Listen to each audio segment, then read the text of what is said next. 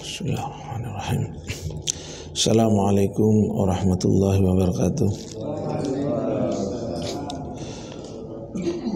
Alhamdulillah, wassalatu wassalamu ala rasulillah wa ala alihi wa ashabihi wa mawala, amma ba'd.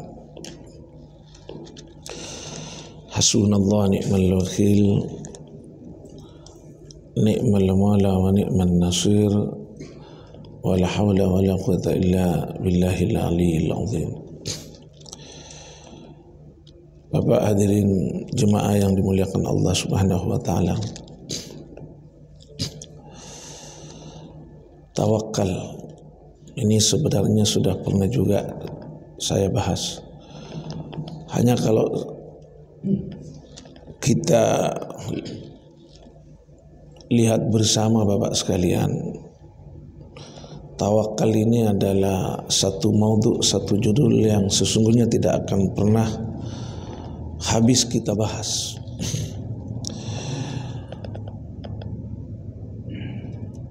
Karena saya sendiri Bapak sekalian, ketika baca bab tawakal, terutama dalam kitab Imam Ghazali, kitab Ihya Ulumuddin,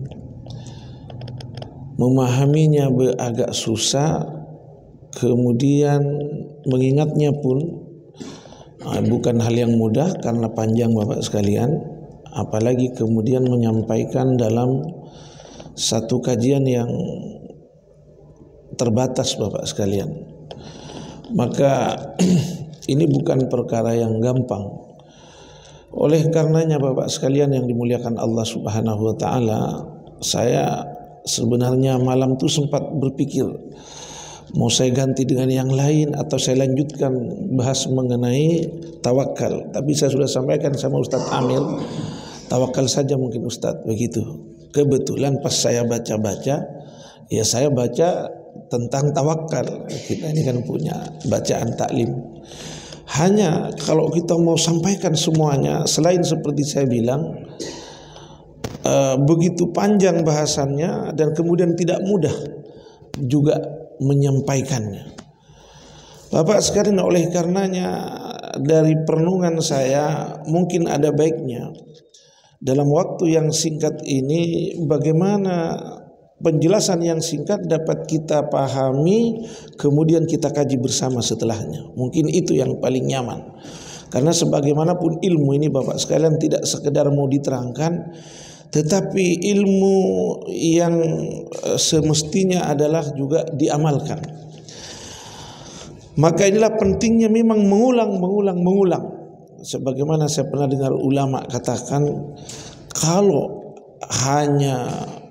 kalau setiap pertemuan kemudian membahas perkara-perkara yang berbeda, yaitu namanya katanya bayan, penjelasan saja. Padahal sangat penting kita ini bagaimana dakwah Bapak sekalian. Dan yang disebut dakwah itu apa katanya? Perkara yang terus diulang-ulang. Nah, masalah tawakal Bapak sekalian ini sangat penting kita ulang-ulang. Saya coba mulai dari Bapak sekalian hadis yang pernah juga saya sampaikan dalam kultum, atau mungkin juga dalam kajian, saya lupa. Ini saya pikir sangat bagus untuk kemudian saya jadikan mukaddimah. Walaupun tadi sudah ada mukaddimah dalam hal tawakal. Kalimat hasbunallah ini mukaddimah sebenarnya juga Pak, untuk memahamkan setiap kita. Hasbunallah itu artinya, saya coba artikan, kan bahwa dia menyatakan hasbunallah, kita membuat pernyataan dialah Allah yang mencukupi segala kebutuhan kita. Itu artinya hasbunallah. Ni'mal maula, sebaik-baik pelayan, sebaik-baik pemelihara, penjaga. Wa ni'man nasir, dan sebaik-baik penolong. Oh, ni'mal wakil ya, pertama ni'mal wakil. Sebaik-baik wakil. Wakil itu orang yang dipasrahi, orang yang dipercaya. Ni'mal wakil itu adalah Allah. Wala haula, bahkan wala haula, dan tidak ada daya, wala quwata, dan upaya. Sebenarnya la haula itu kata ulama ini menyangkut dengan harkat, pergerakan, bergerak. Kalau wala quwata itu kekuatan, kuasa. Illa billah, kecuali semuanya adalah karena seizin Allah Subhanahu wa taala. Ini juga kalimat zikir, kalimat yang pendek tetapi bisa membuat setiap kita mudah memahaminya. Kemudian hadis Bapak sekalian dari Abu Bakar Siddiq radhiyallahu an. Kata Nabi sallallahu alaihi wasallam, "Alaikum bila ilaha illallah wal istighfar." Wajib bagi kalian semua mengucapkan la ilaha illallah dan beristighfar. Fa'akthiru minhuma, bahkan perbanyaklah kalian semua mengucapkan la ilaha illallah dan istighfar, mohon ampun kepada Allah, astagfirullah. Mengapa? Karena kata Nabi, fa innal iblis laknatullah alaih, karena sesungguhnya iblis laknatullah alaih qala, berkata begini, akhlaqtun nas, saya telah celakakan manusia, biddunubi wal ma'asi, dengan dosa-dosa dan maksiat. Saya ganggu, saya goda mereka supaya buat banyak dosa dan maksiat. Wa ahlakuni, tetapi manusia telah binasakan saya bila ilaha illallah dan istighfar, dengan la ilaha illallah dan istighfar. Ini kata setan. Apakah berhenti di situ? Tidak. Rupanya setan selanjutnya berkata begini, falamma ra'aitu dzalik, ketika saya tahu akan hal itu, kata setan, fa ahlaktuhum bil huda, maka saya binasakan manusia dengan petunjuk. Bagaimana maksudnya? Selanjutnya hadis ini berbunyi, wahum yuhsibuna annahum muhtadun, di mana mereka semua mengira bahwasanya mereka adalah orang-orang yang telah mendapatkan petunjuk. Amalan mereka baik, amalan mereka benar. Ini kata setan. Kata Nabi SAW bahwa setan berkata seperti itu setelah mengetahui bagaimana dia kemudian mengucapkan la ilaha illallah dan istighfar, ahlaktuhum bil huda, aku binasakan dia dengan huda, dengan petunjuk. Bagaimana? Wa annahum yuhsibuna annahum muhtadun, di mana mereka merasa bahwa mereka orang yang benar, yang lebih benar, yang lebih baik, mendapatkan petunjuk begitu. Baik. Hadirin, kemudian kalau mau memahami lagi masalah tawakal, tadi itu tauhid. Tauhid itu sebenarnya adalah aslu tawakal. Yang pertama, kalau kita ingin mengenal tawakal, maka dia harus mengenal Allah. Berarti harus bertauhid. Itu awalnya dulu. Siapa Allah? Bagaimana, apa yang dikehendaki Allah? Seperti apa itu sifat-sifatnya Allah? Baik. Hadirin, kalau juga ingin memahami lebih singkat bagaimana yang dimaksud dengan bertawakal kepada Allah, karena ayat-ayat bertawakal ini kan banyak. Ada ayat lagi yang tadi saya baca itu sebelum berangkat, ayat dalam surat Al-Mu'minun. Allah berfirman, qul la yusibana illa ma kataballahu lana. Sebenarnya ini ayat termasuk ayat-ayat yang masih anak-anak kita sudah hafal, karena ayat termasuk ayat yang dianjurkan untuk jadikan pikiran. Qul la yusibana illa ma kataballahu lana. Katakan Muhammad, ini kata Allah, katakan Muhammad, ucapkan Muhammad, katakan Muhammad kepada umatmu, ajari kita, maksudnya katakan, kita mengatakan, hendaknya mengatakan begini, la yusibana illa ma kataballahu lana. Tidaklah akan menimpa setiap kita, atau tidaklah apapun menimpa setiap kita kecuali itu sesuai dengan apa yang telah ditetapkan oleh Allah. Kecuali sesuai dengan apa yang ditetapkan oleh Allah. Kapan Allah tetapkan? Di azali. Sebelum penciptaan kita, bahkan penciptaan laki dan bumi besar seluruh isinya, kita hendaknya meyakini semua ketetapan daripada makhluknya sudah Allah tetapkan. Dan ini firman Allah. Huwa maulana, dia Tuhan kita, dia penjaga kita, pemelihara kita. Wa 'alallahi, dan kepada Allah lah, falyatawakkalul mu'minun, ini perintah. Hendaknya orang-orang beriman bertawakal. Apa itu tawakal? Menyerahkan urusannya kepada Allah, atau kalau tawakal itu pasrah. Memasrahkan, tawakal itu pasrah. mempercayakan. Kata ulama, i'tima ibaratun an i'timadil qalbi 'alal wakil wahdah, yaitu satu bentuk kepercayaan dalam hati, keyakinan dalam hati dalam hal mewakilkan urusannya, memasrahkan urusannya kepada satu saja. Satu ini siapa? Ya kalau orang beriman hendaknya kepada Allah saja. Kemudian bagaimana yang disebut dengan lagi orang yang dimaksud dengan orang yang sungguh bertawakal kepada Allah? Ulama katakan begini, orang yang dikatakan sungguh-sungguh tawakal kepada Allah, idza qata'a qalbuhu, yaitu jika putus dalam hatinya, memutuskan hatinya, hati seseorang tersebut putus, an kulli alaqatin mawjudin aw mafqudin, dari ketergantungan kepada apa yang ada ataupun yang tidak ada.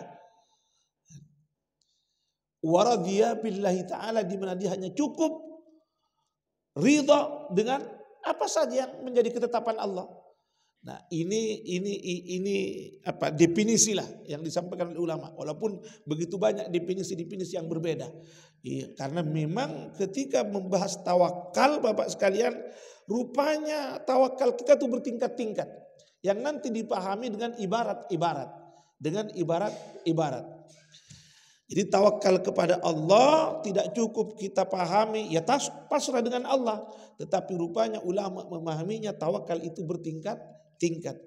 Nah, tingkatan itu dapat dipahami jika ada ibarat, ada contoh-contoh.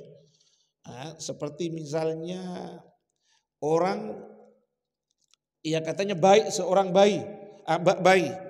Dia dari mana makannya? Ya dia cukup pasrah ya kepada ibunya. Hanya bayi ini kan tidak tahu juga. Taunya cuma menangis jika butuh sesuatu. Ini tawakal. Tapi tawakal tingkat tinggi Pak sekalian. Kemudian lebih tinggi lagi tawakal katanya seperti mayit. Kal mayit. Seperti mayit.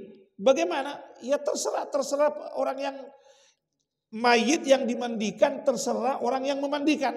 Mau dibalik kanan, mau dibalik kiri. Hanya ini tawakal gambarannya paling tinggi. Seperti itu. Dia sepertinya sudah tidak berdaya apa-apa. Terserah saja. Nah, kemudian Bapak sekalian, yang umumnya kita adalah tawakal seperti orang yang pergi bekerja. Seperti berdagang, melakukan usaha. Nah, itulah tawakal kita Bapak sekalian. Itulah tawakal umumnya kita. Hanya kalau memang tidak dijelaskan ilmunya, boleh jadi kemudian kita ini keliru Pak sekalian. Inilah pentingnya saya awali tadi dengan hadis Nabi, perbanyak la ilaha illallah, bertauhid kepada Allah, dan perbanyak istighfar. Mengapa? Sebab selain sudah tadi setan berkata begini-begini, kata ulama boleh jadi orang, karena ini ada 4 pintu masuk tawakal. Arba'ah al-juh, ada 4 jalan. Pertama, orang bertawakal kepada makhluk. Bagaimana orang bertawakal kepada makhluk Pak sekalian? Dia berkata, dia berkeyakinan dalam hatinya. Madama fulan falahem mali. Selama ada si fulan saya tidak perlu khawatir. Maksudnya, ya, seorang istri tidak khawatir karena ada suaminya. Anak tidak khawatir karena ada kedua orang tuanya. Urusan makan, minum misalnya. Kemudian seorang bawahan tidak khawatir selama ada majikannya. Ada keyakinan dalam hatinya sehingga dia merasa tenang dengannya. Lupa bahwasanya ini makhluk Pak sekalian. Makhluk dalam keyakinan kita tidak bisa memberikan manfaat dan mudarat sedikit pun tanpa seizin Allah. Semestinya yakin kita kepada Allah.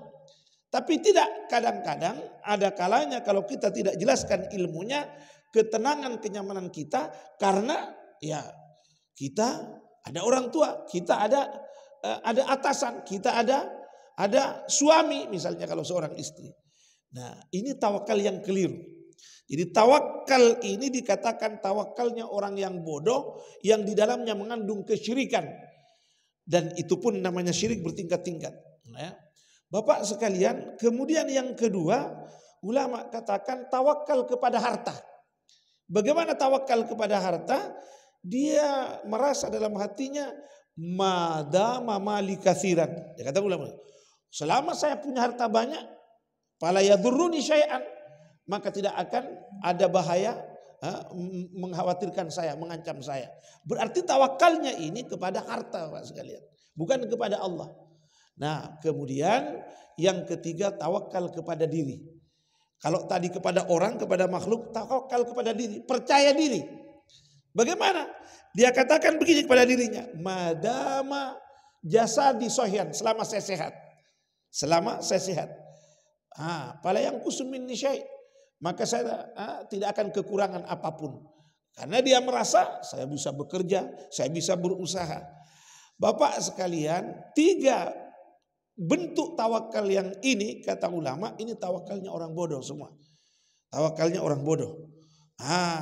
Tawakalnya orang ada ilmu adalah tawakal di mana dia tidak lagi berpikir. Ini masalahnya, ini. Dia katakan, saya tidak la asbahtu faqiran au ganian. Saya tidak peduli apakah besok ada mau dimakan atau tidak. Ini. Kenapa? Dia katakan wa inna ma'i rabbi. Saya besok saya orang kaya, besok saya miskin, tidak ada mau dimakan atau banyak mau dimakan. Ini sebenarnya perkataan Sayyidina Umar radhiyallahu an berkata begitu, tapi ulama jadikan satu definisi orang yang tawakal yang benar adalah tawakal di mana dia tidak harus, dia tenang dengan hari esok, dengan yang akan datang ada Allah. Wa inna ma'i rabbi yumsikuni kaifa yasha. Saya bersama Tuhanku yang mana ya Tuhanlah yang menentukan segala-galanya buat hari, buat esok. Seperti itu Pak sekalian. Hanya saja kemudian apakah orang yang bekerja, berdagang, dia berusaha sedemikian rupa tidak dimaukan takal, tidak, itu tawakal. Itu tawakal. Tetapi tawakal yang seperti itu Bapak sekalian, ya, dengan bekerja, kemudian dia tetap meyakini bahwasanya yang menentukan mau dapat rezeki apa tidak Allah. Dia hendaknya meyakini seperti itu. Bahkan dia pun meyakini kalaulah saya bisa melangkah, yang membuat saya melangkah juga adalah Allah. Seperti itulah hendaknya orang-orang beriman. Kemudian seperti apa bahasannya Bapak sekalian, kita bisa diskusikan. Saya itu kadang-kadang bagus ini kalau didiskusikan waktunya agak lebih panjang, mungkin ada pertanyaan segala macam. Karena kalau cuman cukup dijelaskan seperti ini ya seperti itu kira-kira Pak sekalian. Nah nanti kalau saya terangkan lagi gambaran-gambaran yang lain takutnya kepanjangan lagi. Takutnya lebih panjang lagi. Jadi bagus kita masih luangkan waktu.